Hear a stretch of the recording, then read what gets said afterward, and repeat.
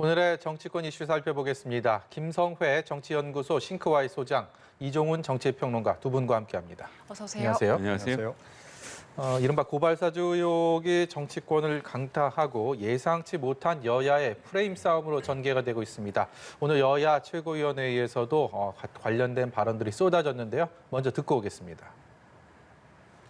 윤석열 전 총장이 관련된 것으로 보이는 국기문란 공작 사건의 본질을 가리기 위한 현 공세에 떠나지 되고 있습니다. 어제 윤석열 후보와 국민의힘은 사건의 진상과는 무관한 공익신고자와 박지원 원장의 식사 자리를 꼬투리 삼아 국정원 개입 운운하는 엉터리 3구 정치 보도를 쓰고 있습니다. 메시지를 반박할 수 없으면 메신저를 공격하라는 아주 전형적인 구태 정치입니다. 진실 규명을 위해서는 이 사건의 키맨인 박지원 국정원장과 김진욱 공수처장의 직접적 답변이 필요합니다. 박지원 국정원장, 김진욱 공수처장의 국회 출석을 공식 요구합니다. 또한 우리 국회는 정보위원회를 지체 없이 소집해서 박지원 국정원장의 특수활동비, 업무 추진비 집행 내역을 비롯해서 박 원장을 둘러싼 의혹 해소에 나서야 합니다. 네, 애초에는 윤석열 전 검찰총장의 고발 사주 의혹이다, 이렇게 의혹 제기가 됐다가 지금은 제보자 조성은 씨가 공개가 되고 박지원 국정원장과의 만남 사실까지 공개가 되면서 이른바 박지원 게이트라고 야권에서는 공세 수위, 역공을 하고 있습니다. 여기에 대해서 여권은 또 물타기다, 황당하다, 이런 입장인데요. 예상치 못한 전개가 이어지고 있는 것 같습니다. 어떻게 보고 계십니까? 일단은 박지원 원장을 끌어들여서 제보자의 신빙성을 낮추려고 한다. 야당으로서는 취할 수 있는 전략이고요. 계속 하셨으면 좋겠습니다. 유권자들이 보고 계시니까 이 사람이, 그러니까 정치권이 특히 그런데 30대가 넘었는데도 여성이면 독자적인 판단을 하기 어려울 것이라는 전제를 항상 깔아놓고 뒤에 누가 있지 않냐, 뭔가 있지 않느냐. 그리고 이런 식으로 항상 문제를 접근을 하거든요. 이게 동의가 잘 되지 않고요. 그리고 이 문제의 본질은 굉장히 간단합니다. 현직 검사인 손준성 씨가 김웅 후보에게 고발장을 전달하고 그 고발장이 당직자에게까지 전달됐다. 이건 지금 사실 확인됐고요. 또 다른 축으로 당의 지도부인 정점식 의원이 그 파일을 통해서 전달한 것으로 실제 고발이 이루어졌다. 이것은 변치 않는 사실인데 여기에 제보자의 증언이 한마디라도 들어가나요? 증언을 고쳤다라고 하는 점에서 신뢰성을 깎아내리려고 하겠지만 지금 모든 것은 증거가 이야기하고 있기 때문에 이런 공세는 글쎄 적절치 않아 보이는데 하시는 것이 국민의힘에 도움이 되는지는 잘 판단해 보셔야 될 것 같습니다. 평론가께서는 지금 이런 일련의 상황들을 어떻게 보십니까? 그러니까 한쪽에서는 윤석열 게이트다, 한쪽에서는 그게 아니고 이제 박지원 게이트다. 좀 이렇게 맞서는 국면으로 지금 전개가 되고 있는 건데요. 어찌됐건 팩트 중심으로 우리는 볼 수밖에 없다, 이렇게 생각을 합니다. 그동안 드러나 있는 팩트. 윤석열 게이트라고 규정을 지으려면 윤석열 전 총장이 어찌됐건 관련된 부분이 나와야 돼요. 지금 공수처에서 신속하게 수사에 돌입을 했습니다만 들려오는 얘기는 결정적인 뭔가 좀 없다라는 얘기가 좀 들려 나오고 있습니다. 그러니까 이 고발장이 왔다 갔다 한 것은 이제 팩트 체크가 된 거고 이제 사실로 이제 규명이 됐는데 그 고발장을 최초에 작성하게 된 그 계기에 윤 전 총장이 뭔가 개입했다라는 부분이 좀 불투명해요. 그런데다가 윤석열 게이트라고 몰고 가려면 그러니까 총선 관련해서 일단 개입을 시작했다라고 전제를 해야 되잖아요. 그런데 그렇게 작전을 진행한 것 치고는 너무 허술한 대목들이 많아요. 가장 결정적으로 그러니까 김웅 이제 의원이 이 조성은 씨한테 고발장을 전달을 하고 중앙지검 말고 대검찰청에 접수를 시켜라라고 이야기했는데 그 이후에는 서로 통화를 안 했다는 거 아닙니까? 그러니까 이게 상식적으로 납득이 안 되잖아요. 중대 사안이라고 한다면 계속 챙기고 확인해서 반드시 고발이 이루어지도록, 총선 전에 이루어지도록 이렇게 확인을 하는 대목이 나와야 되는 건데 그거는 조성은 씨 스스로도 연락이 없었다라고 얘기하고 있고 본인이 고발을 또 안 했다 그래요.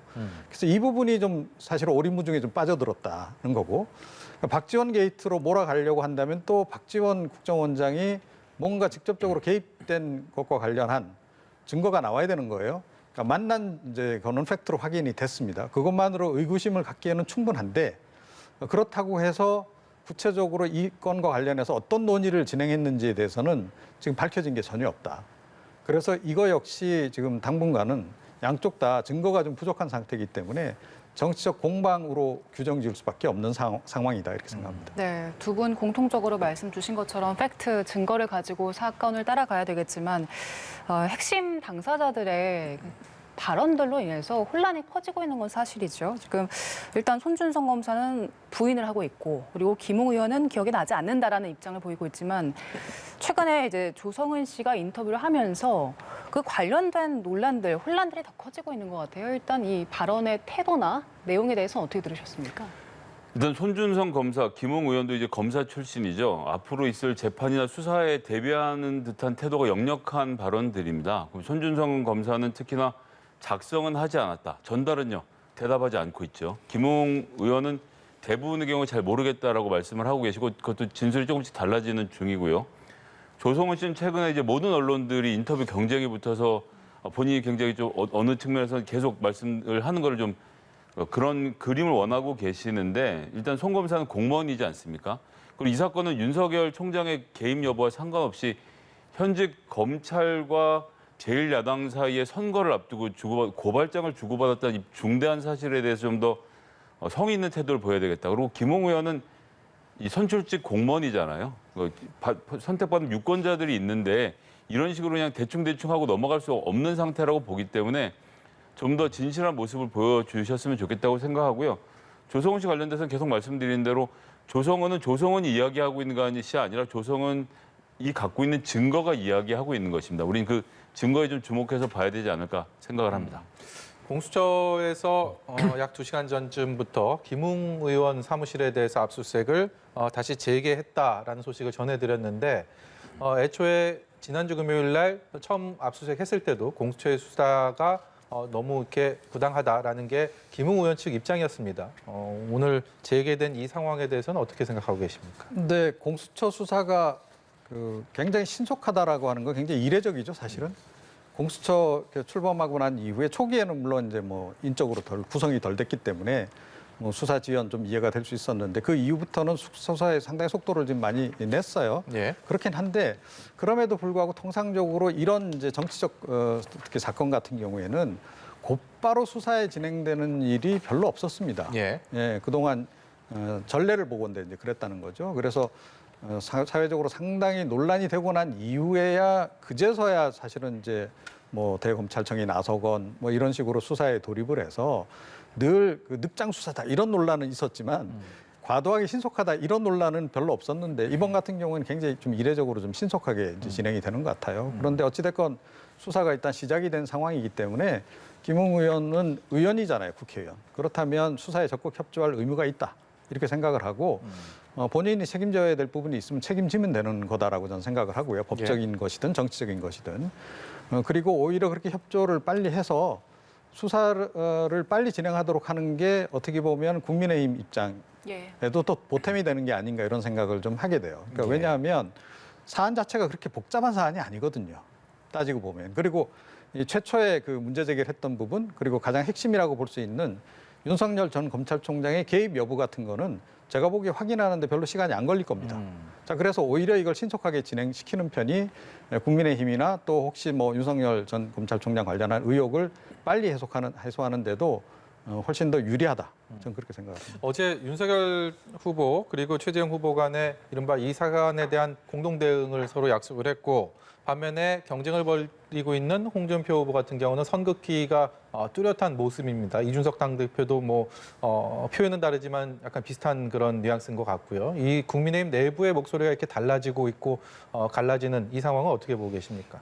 일단 팩트 확인이 다 안 되고 있는 부분이 지금 이제 혼선을 상당히 빚는 거죠. 그러니까 팩트 확인이 돼야 보호를 하든 선을 긋든 이 두 가지가 이제 양당 간의 결정이 되는 건데 그게 지금 불확실한 부분이 하나 있는 거고요. 예. 그 다음에 이제 그 대권 주자들 사이에서의 입장 차이는 역시 본인이 이제 처한 그 상황하고 상당히 관련이 있다. 특히 이제 홍준표 그 후보 같은 경우에는 뭐 최근에 지금 상승세를 타고 있고 잘하면 이제 윤석열을 압도해서 본인이 1위로서 이제 야권 내에서는 이제 확실하게 자리매김할 수 있는 네. 그런 기회가 될 거다 이런 판단을 하기 때문에 조금 이제 욕심을 내는 것 같은데요. 그런데 홍 후보 입장에서도 사실은 좀 신중할 필요는 있다라고 좀 봐요. 아직 팩트가 정확하게 네. 드러나지 않은 상태에서 계속 이렇게 한쪽으로 밀고 나갔다가는 예. 오히려 나중에 역풍을 맞을 수도 있는 거죠. 예. 예. 알겠습니다. 저희 그리고 최근 나온 여론조사를 살펴보겠습니다. 차기 대선 후보 적합도 추이를 좀 살펴볼 텐데요. 일단 여론조사 결과를 좀 띄워주시죠.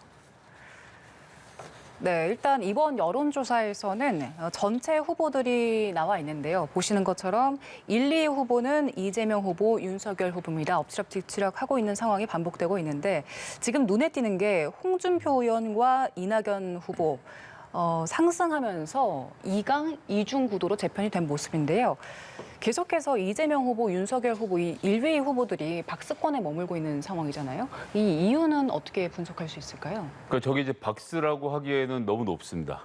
그렇습니까? 특히나 이제 이낙연 후보와 이재명 후보의 지지율을 합치고 윤석열 후보와 홍준표 후보의 지지율을 합치면 각각 40이 넘거든요. 예. 저건 더 이상은 올라갈 수가 없어요. 그러니까 저 둘만 합쳐도 이미 각자의 정당의 지지율을 상회하고 있지 않습니까? 갈 수 있는 만큼 예. 간 거다 이런 거. 이미 충분히 나오고 있는 상태고 양당이 경선 과정을 통해서 후보가 추려지면 자연스럽게 합쳐질 것이기 때문에 26%, 27%가 윤석열, 이재명 후보에게 박수권이라고 말씀하시면 예, 저분들은 지금으로서는 더 이상 올라갈 수는 없는 상황이 아닌가. 굉장히 잘하고 계시다 이렇게 보고 있습니다. 예. 네. 그러면 최근에 그 이낙연 후보가 많이 올랐습니다. 이 이유에 대해서는 그 의원직 사퇴를 던진 그 승부수의 영향이라고 볼 수 있는 겁니까? 아무래도 좀 결연한 의지를 보이면서 내가 좀 움직이겠다라는 의지를 불태웠다는 것이 국민들로부터 지지를 끌어내고 특히나 호남 지역에서의 약간의 결집이 뒤따랐을 것이고요. 그리고 이제 기존의 흐름과 패턴을 보면 특히 무당층, 지지함 없음에서 이낙연 후보 쪽으로 좀 이동하는 그림들을 볼 수가 있거든요. 예. 이제 그런 것들이 다시 한번 희망과 기대를 불러일으키는 것이고 이번엔 네거티브 말고 다른 거 한번 보여주세요라고 유권자들이 요구하고 있는 그림으로 보이는데 여기에 대해서 이낙연 후보가 이번 주와 다음 주에 어떤 답을 내놓느냐 굉장히 중요할 것 같습니다. 예. 이번에는 진보권, 범진보권, 여권 대선 후보 적합도 좀 나눠서 보겠습니다. 이재명, 이낙연 후보의 그 적합도, 이른바 여권 내 지지율의 추이가 생각보다 굉장히 많이 좁혀진 그런 모습입니다. 특히 이낙연 후보 같은 경우 7.1%포인트 상승이라는 것은 상당히 의미가 있어 보이는데 이 부분에 대해서도 두 분께 좀 말씀을 듣고 싶습니다. 먼저 이종우 평론가께서 어떻게 보고 계신지 궁금합니다. 뭐 일단은 네거티브전을 중단한 것 그것이 이제 한 영향을 미쳤고요. 그와 동시에 이제 조금 전에도 얘기 나왔습니다만 좀 결연한 모습을 보이는 것, 그래서 배수진을 친 거죠. 그런 부분도 이제 보탬이 됐을 거다 이렇게 좀 생각을 하고요. 그런데 이 일반 국민 여론조사 결과하고 현재 진행되고 있는 그 당 경선 그 내용하고 예. 너무 격차가 좀 많이 나는 것 같아요. 그래서 왜 그런 격차가 나는지 사실은 좀 의아할 정도다. 예. 그러니까 이것도 지금 사실은 진보 지지층 대상으로 해서 여론조사한 결과 아닙니까? 그래서 이 격차의 원인이 과연 뭘까? 이거에 좀 상당히 좀 이제 의아한데 일반 여론조사 결과하고는 달리 뭐 어떤 당 주변에 국민이라 하더라도 하여튼 그 민주당 주변에서 그래도 비교적 정당 활동에 직간접적으로 관계된 분들의 생각은 역시 대세는 좀 이재명이다 이런 쪽으로 예. 좀 가고 있는 게 아닌가 이렇게 생각을 합니다. 김 소장께서는 어떻게 보십니까? 좀 이낙연 후보의 저 수치상으로 나타난 급상승세는 어떻게 봐야 됩니까? 이게 지금 이제 국민의힘 같은 경우는 경선 과정에서 여론조사를 집어넣잖아요. 그러니까 예. 역선택 논란이 막 불거져 있었습니다. 그런데 민주당은 그냥 국민 경선이다. 즉 내가 투표하고 싶어요라고 참여하신 당원 70만 명 포함해서 대략 한 200만 명 되는 분들끼리만 하는 거잖아요. 여기서 차이가 생기는 겁니다. 이낙연 후보의 25.1%, 뭐 내일이 돼야 정확한 결과가 네. 공개가 되겠지만 저는 이것도 역선택 논란을 충분히 불러일으킬 수 있다. 즉 무당층이나 약간 보수적인 분들이 그래도 이낙연이 대통령감으로는 제격이지라는 그 인식이 지지율을 끌어올린 것은 아닐까. 일단 오늘은 좀 그렇게 좀 추측해 보겠고요. 예. 이것이 홍준표 후보의 약진이나 비슷한 그림으로 저는 이해를 좀 하고 있습니다. 예, 이번에는 범보수권 대선 후보 적합도 조사를 함께 살펴보겠습니다. 이번 조사를 보면 홍준표 의원이 1위로 올라섰습니다. 오차 범위 내이긴 하지만 지금 결국에 골든크로스를 이 여론조사에서는 이룬 상황인데 홍 의원 스스로는 국민의힘 지지층에서 밀리고 있다는 분석을 내놨더라고요. 일단 보수층의 지지율 추이에 대해서는 어떻게 보고 계세요? 그러니까 홍준표 후보 쪽으로 최근에 이제 많이 새가 몰리는 것은 분명한 것 같습니다. 그건 뭐 여러 가지 요인이 지금 작용하는 것 같아요. 그러니까 윤석열 후보의 여러 가지 리스크 부분이 한쪽에 있는 거고, 다른 한쪽에는 이제 이재명 후보로 저쪽이 결정될 가능성이 높아짐에 따라서 이재명을 제압할 인물이 과연 누구일까에 대한 관심이 높아진 부분, 그리고 어찌됐건 좀 제가 보기에는 다분히 조금 그 말초적이긴 한데, 예. 그런데 하여튼 그 어떤 특정 집단의 특정 정서에 호소하는 그런 식의 공약 제시, 이런 것들도 지금 적잖게 지금 영향을 미친 것 같다, 이렇게 좀 생각을 하고요. 그런데 국민의힘 같은 경우에는 다시 또 한번 요동칠 가능성도 없잖아 있다라고 저는 생각을 해요. 그래서 앞으로 토론이나 이런 것들이 진행되다 보면 예. 과거에 이제 그 지난 대선 때 사실은 홍준표 리스크가 상당했었거든요. 네. 그 홍준표 리스크가 또다시 부각이 되면서 또 다른 그 당내 대선 주자들이 오히려 좀 더 관심을 끄는 그런 상황으로 전개될 수도 있다. 그러니까 사실은 홍준표의 급상승이라고 하는 것은 불과 한 달 사이에 일어난 예. 일이란 말이에요. 그래서 불과 앞으로 한 달 사이에 또 어떤 변화가 있을지 좀 지켜봐야 된다, 이렇게 생각합니다. 네. 이 지금 정치권을 뜨겁게 강타하고 있는 고발 사주 의혹, 이것이 과연 야권 후보들 사이에서 누구한테 어떤 식으로 작용할지도 참 관심이 큰데, 지금은 섣불리 단언할 수는 없겠지만 조심스럽게 전망을 해주신다면 어떻게 하십니까? 전 이번 이 논란 자체가 윤석열 후보에게 결정적 타격을 줬다고 생각하지는 않는데 의심의 씨앗을 심었다고 생각합니다. 그러니까 국민의힘을 지지하시는 분들 중에서 야, 이건 또 뭐야? 앞으로 이런 게 혹시 또 나오는 거 아니야? 뭐가 나온다는데, 이런 말들을 만들어냈다는 자체가 저는 가지는 의미가 있다고 생각을 하고요. 그래서 윤석열 후보 자체의 지지율이 떨어지진 않는데 홍준표 후보가 자꾸 올라오는 것은 누구 찍어야 될지 모르겠다라고 비켜 계시던 분들이 아무래도 윤석열은 불안한데 하면서 이제 홍준표 후보로 쏠리고 있는데, 저는 그렇기 때문에 이것은 홍준표 후보가 개인적으로 만들어낸 탑이 아니다. 그래서 허물어지는 속도도 빠를 수 있기 때문에 지금 홍준표 후보에게 절대적으로 필요한 것은 내가 만드는 대한민국이 이렇다라는 비전. 뭐 본인께서 말씀을 많이 하고 계십니다만 유권자들이 그 비전을 보고 본인 선택하지 않는다는 것을 좀 냉정하게 판단해 보시고 한마디로 정리할 수 있는 홍준표의 대한민국 설명을 좀 해주실 필요가 있을 것 같습니다. 예.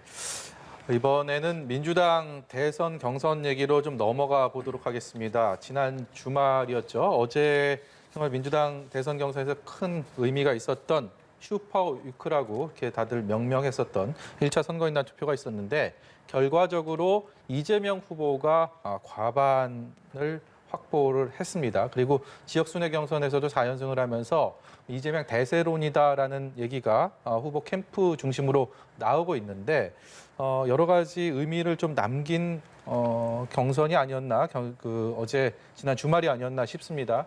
지금 정세균 후보 같은 경우는 예상치 못한 또 득표율, 저조한 득표율에 지금 긴급회의를 통해서 본인의 거취에 대한 입장을 곧 밝힐 것이다, 이런 얘기도 들려오고 있는데요. 전반적으로 어제까지의 경선 어떻게 보셨는지 궁금합니다. 예, 방금 정세균 후보 언급해 주셨지만 정세균 후보만 행복하지 않은 경선 결과였던 것 같습니다.